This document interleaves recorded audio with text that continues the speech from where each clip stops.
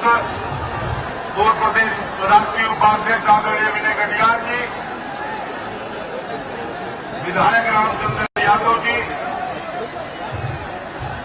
माननीय सुंदरलाल दीक्षित जी, मथुरा प्रसाद तिवारी जी, भाई रामू बिरदौती जी, इस चुनाव के प्रभारी आदरणीय डॉक्टर बांके बिहारी उमर त्रिपाठी जी, संयोजक भाई ओम प्रकाश सिंह जी, महामंत्री अवधेश पांडे जी,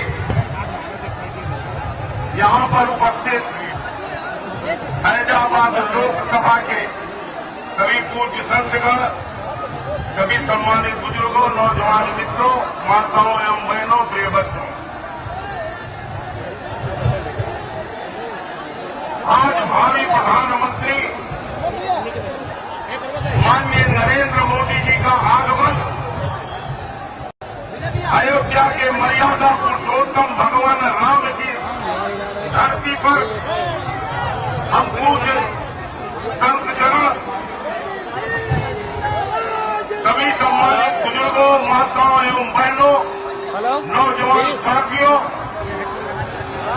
ये बच्चों और पत्रकार बंधुओं, सभी की तरफ से हार्दिक स्वागत और अभिनंदन करते हैं। माननीय मोदी जी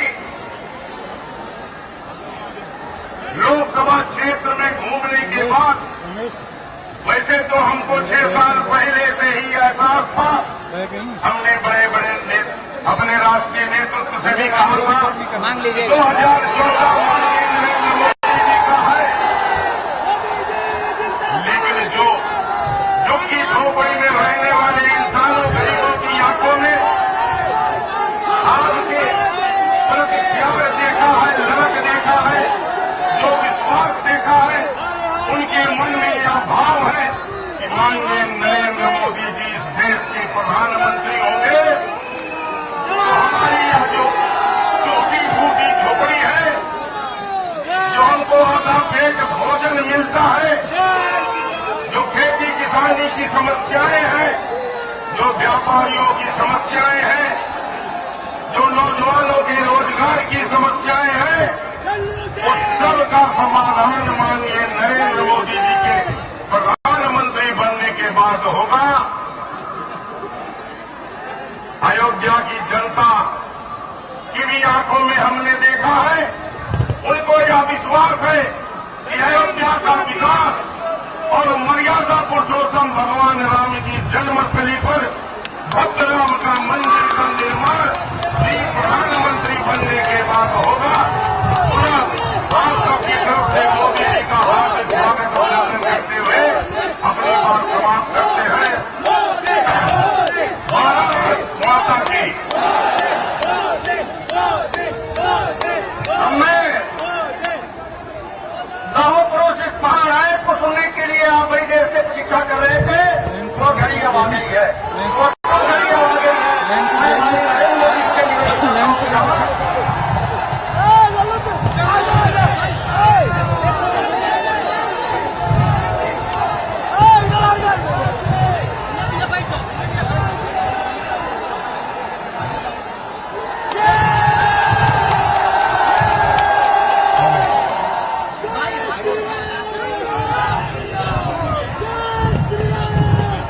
मंच पर विराजमान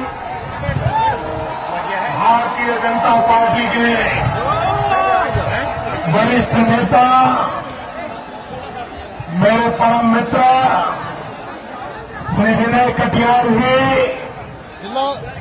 मंच पर विराजमान सभी वरिष्ठ महानुभाव और इस चुनाव में भारतीय जनता पार्टी के उम्मीदवार श्री लल्लू सिंह जी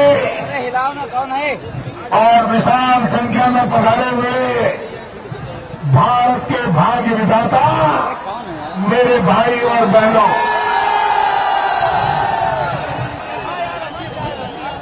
भाइयों बहनों, ये मेरा सौभाग्य है कि प्रभु राम जी की पावन धरती पर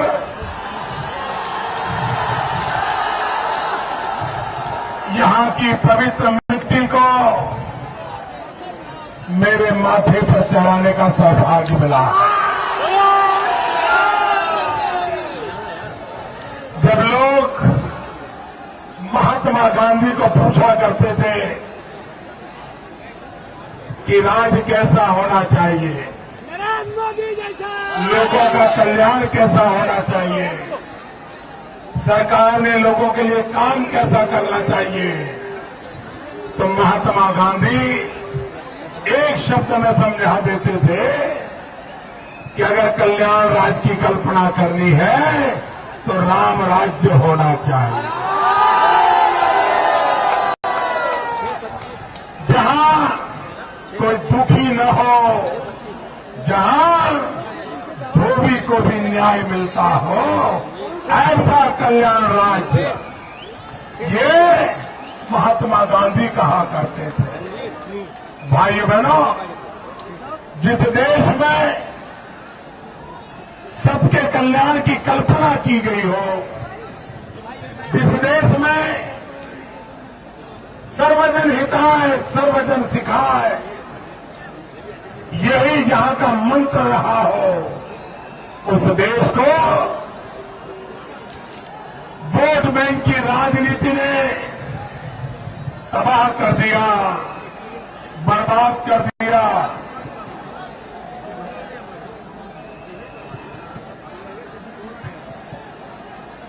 तबाह कर दिया, बर्बाद कर दिया।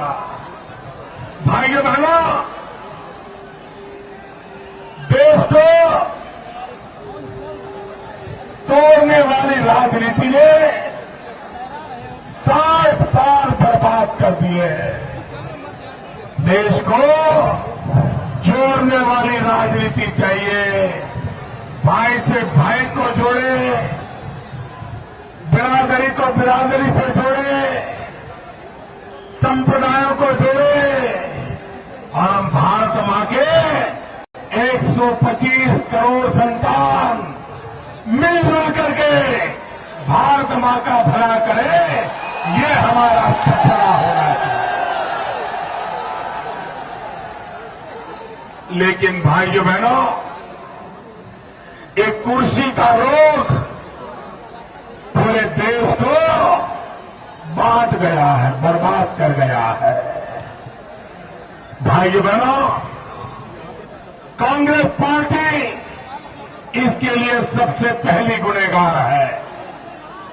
दूसरी गुनहगार है बाप बेटे की सरकार। तीसरी गुनहगार है बहन जी की सरकार। ये कैसे लोग हैं? आपके लिए उन्होंने क्या किया, इसका तो जवाब ही नहीं दे रहे। सपा वाले सरकार में आते हैं तो बसपा वालों का हिसाब पूरा करते हैं, बसपा वाले सरकार में आते हैं तो सपा वालों का हिसाब पूरा करते हैं, और कांग्रेस वाले हर समय पर्दे के पीछे मलाई खाते रहते हैं।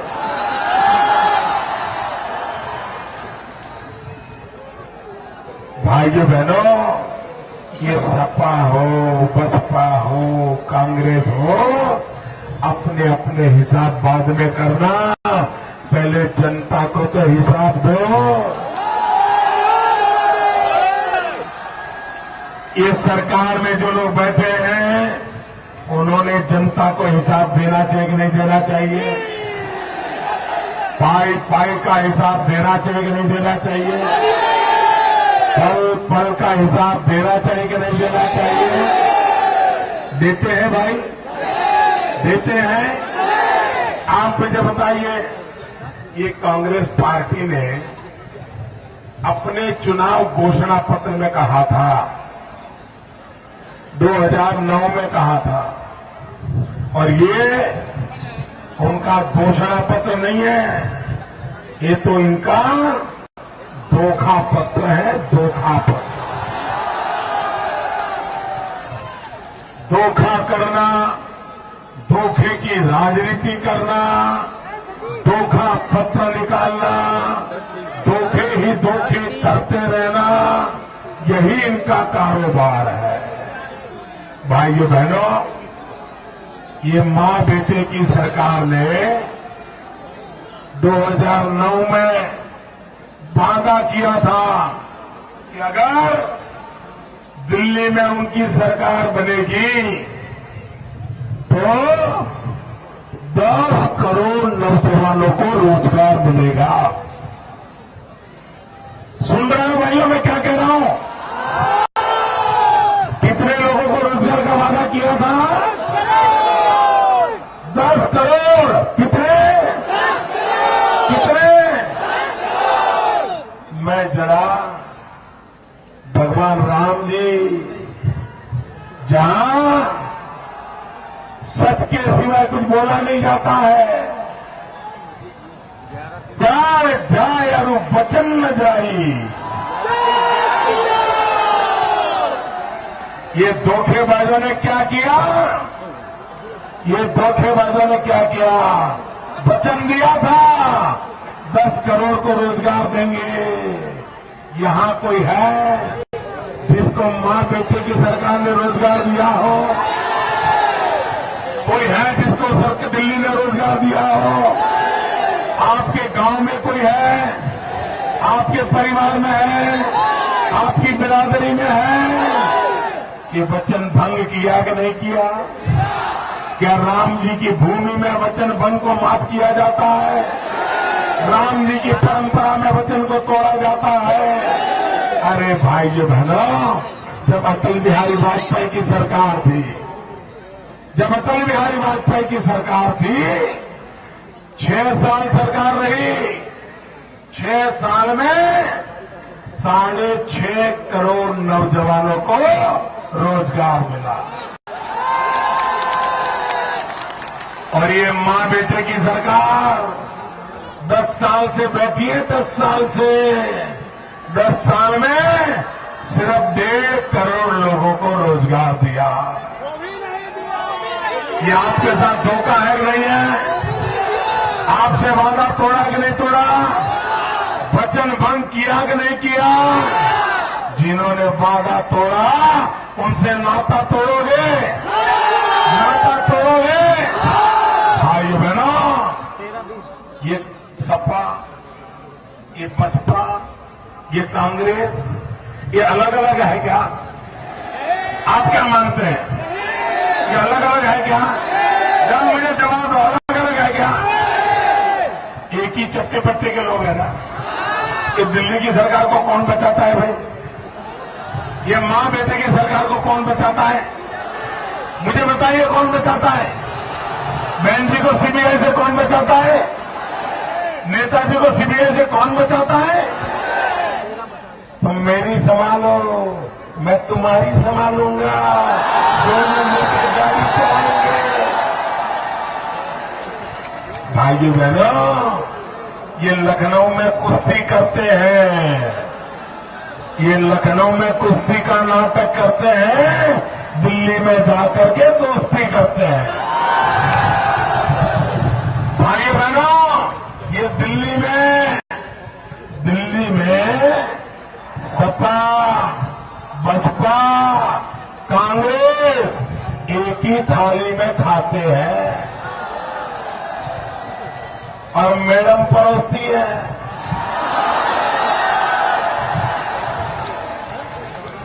भाइयों बहनों, इन्होंने देश को बहुत लूटा है।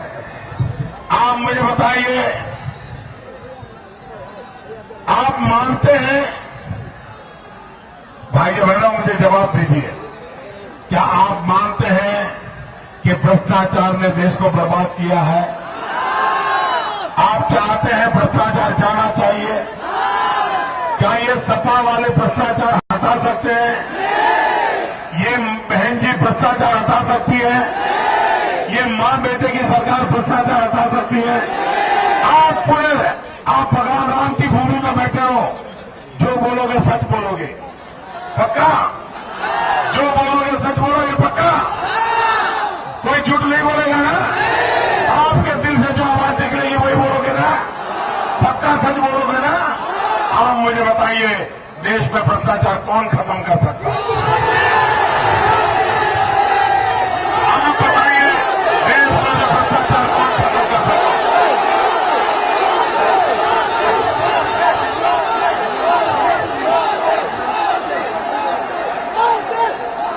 आपको विश्वास है? आपको विश्वास है? मैं प्रभु राम जी की धरती से, मैं प्रभु राम जी की धरती से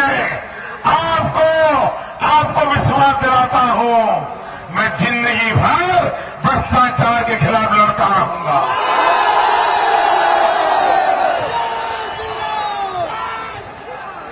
भाइयों बहनों, ये कहने की ताकत मेरे में कहां से आई है?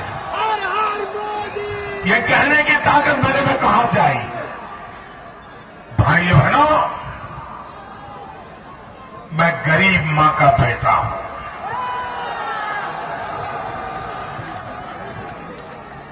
मैंने गरीबी देखी है। गरीब के घर में जब चूल्हा नहीं जलता है तो मां और बच्चे कितने रोते हैं, वो बचपन में मैंने देखा है।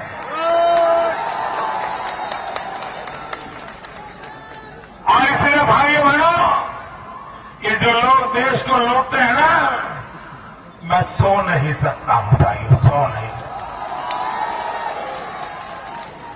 और मैं जो बोल रहा हूं वो मैंने जी करके दिखाया है भाइयों।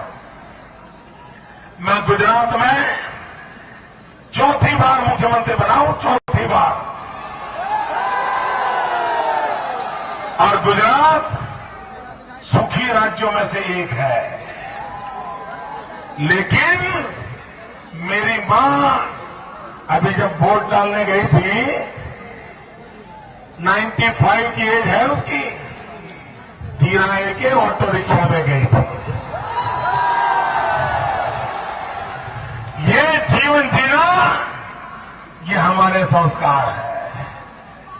और इसलिए मैं कहता हूं भाइयों, भ्रष्टाचार के खिलाफ मुझे इतनी नफरत है, इतनी नफरत है, मैं जिंदगी भर उसके खिलाफ लड़ने वाला हूं। मुझे आपका आशीर्वाद चाहिए। ये देश को लूटने वाले नहीं चाहिए। देश को बहुत लूट लिया इन लोगों ने। भाइयों बहनों, आप मुझे बताइए, ये मेरा पूर्वी उत्तर प्रदेश, यहां का कोई गांव ऐसा नहीं है, कोई गांव जहां के परिवार का कोई न कोई जवान मेरे गुजरात में रोजी रोटी न कमाता है।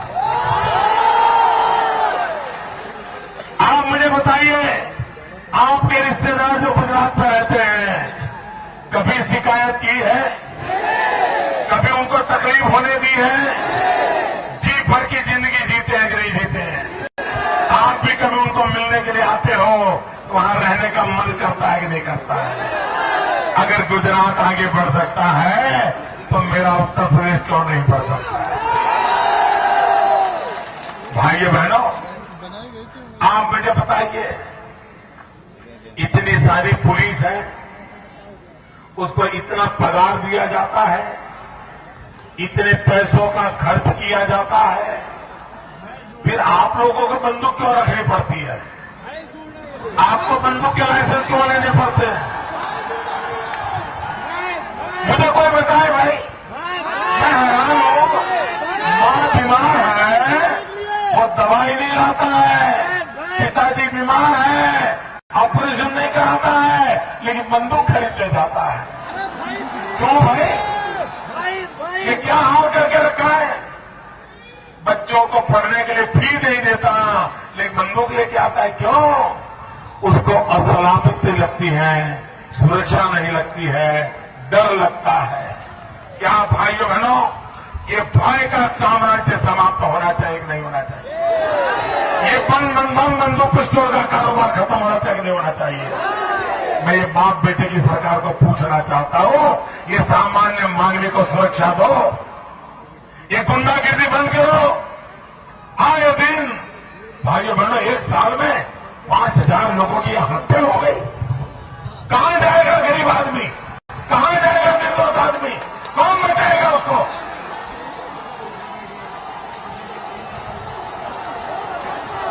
यह हत्या का कारोबार बंद होना चाहिए।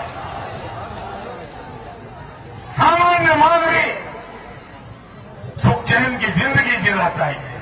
भाइयों बहनों, यहां से जब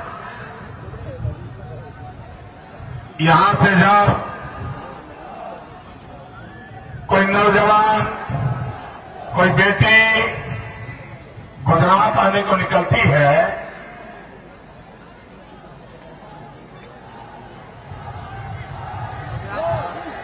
गुजरात जाने को निकलते हैं, तो निकलते समय मां को बड़ी चिंता रहती है। मां बेटा बेटी जब जाते हैं तो सलाह देती है कि देखो बेटा, ट्रेन में सो मत जाना, अपना बैग है ना उसको जरा संभालना, बेटा कोई कुछ खाने के लिए दे तो मत खाना, बेटा चलती गाड़ी में मत उतरना, चलती गाड़ी में मत चढ़ना। मां सारी सूचनाएं देकर के बेटे को ट्रेन में बिठाती है। और फिर आजकल तो मोबाइल फोन है ना, तो मां फिर बीच में फोन करती है, बेटा गाड़ी कहां तक पहुंची? बेटा कहता है, मां सो जाओ ना, गाड़ी चल रही है, मैं जा रहा हूं, मैं आराम से गुजरात पहुंच जाऊंगा। फिर भी मां कहती है, ना बेटा मुझे नींद नहीं आती है, गाड़ी कहां पहुंची बताओ ना। रात भर मां घर में जागती रहती है, बेटे को बार बार पूछती है कि बेटा तेरी ट्रेन कहां पहुंची है। और जब बेटा कहता है कि मां अब बस 5 मिनट के बाद ट्रेन गुजरात में एंटर कर जाएगी, 5 मिनट के बाद ट्रेन गुजरात में एंटर कर जाएगी, तो मां कहती है, ठीक है बेटा अब सो जाती।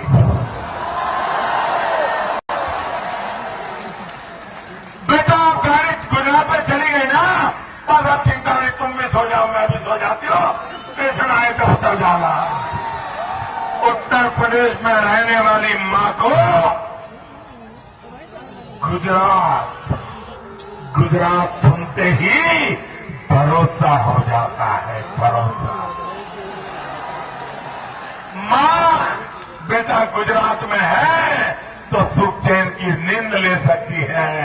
भाइयों बहनों, मुझे ऐसा उत्तर प्रदेश बनाना है। और इसलिए मेरे भाइयों बहनों, आप मुझे बताइए, दिल्ली में आपको कैसी सरकार चाहिए? एक स्वर से चारों तरफ से आवाज आनी चाहिए। दिल्ली में कैसी सरकार चाहिए?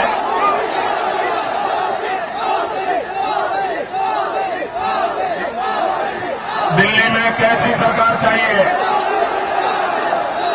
अरे मेरे अयोध्या के भाइयों बहनों, प्रभु राम जी की भूमि के मेरे प्यारे जवानों, मैं आपको ये नहीं पूछ रहा हूं कि दिल्ली में किसकी सरकार चाहिए, मैं तो पूछ रहा हूं दिल्ली में कैसी सरकार चाहिए? कैसी सरकार चाहिए? क्या दिल्ली में मरी पड़ी सरकार चलेगी? दिल्ली में अस्पताल में पड़ी सरकार चलेगी? दिल्ली में ढीली ढाली सरकार चलेगी? मां बेटे के ऑक्सीजन पर चलने वाली सरकार चलेगी? रिमोट कंट्रोल से चलने वाली सरकार चलेगी? दिल्ली में मजबूत सरकार चाहिए कि नहीं चाहिए? मजबूत सरकार चाहिए कि नहीं चाहिए? मजबूत सरकार चाहिए कि नहीं चाहिए? अरे आपके इलाके में कोई दरोगा भी अगर ढीला डाला हो तो आपको अच्छा लगता है क्या? पुलिस वाला भी है, दम बम नहीं है, पसंद आता है क्या? आपको भी दरोगा दम वाला चाहिए कि नहीं चाहिए? चाहिए कि नहीं चाहिए? अरे बच्चा स्कूल जाता है और मास्टर जी में दम नहीं होता है ना, मास्टर जी ढीले ढाले होते हैं। तो बच्चा आकर के मां को कहता है, मम्मी स्कूल नहीं जाऊंगा। मम्मी पूछती है क्यों? बोले टीचर में दम नहीं है। होता है कि नहीं होता ऐसा? अगर ढीला टीचर है तो बच्चा स्कूल जाना पसंद करता है। अरे छोटे बच्चे को भी अच्छा टीचर लगता है, इलाके वालों को भी दम वाला दरोगा लगता है। तो 125 करोड़ के देश को दम वाली सरकार चाहिए कि नहीं चाहिए? चाहिए कि नहीं चाहिए? और इसलिए मेरे भाइयों बहनों, अब दिल्ली में मजबूत सरकार बनानी है। और दिल्ली में मजबूत सरकार बनाने के लिए उत्तर प्रदेश से सारे के सारे कमल भेज दीजिए।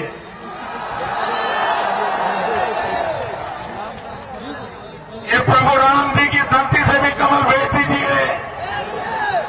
भेजेंगे भाइयों बहनों, 7 तारीख को आपका मतदान है। 7 तो मतदान है ना? कितने बजे मतदान शुरू होगा? कितने बजे मतदान शुरू होगा? कितने बजे मतदान पूरा होगा? आप मतदान भारी करेंगे, भारी मतदान करवाएंगे। आपके दिमाग में कमल हो, आपकी जुबान पे कमल हो, आपके दिल में कमल हो, लेकिन 7 तारीख को कमल उंगली पे उतरना चाहिए। उतरेगा, बटन दबेगा, कमल खिलेगा, देश को मजबूत सरकार मिलेगी। आपको मैं वादा करता हूं, आप मुझे मजबूत सरकार दीजिए, मैं आपको मजबूत हिंदुस्तान दूंगा। भारत माता की, भारत माता की, भारत माता की।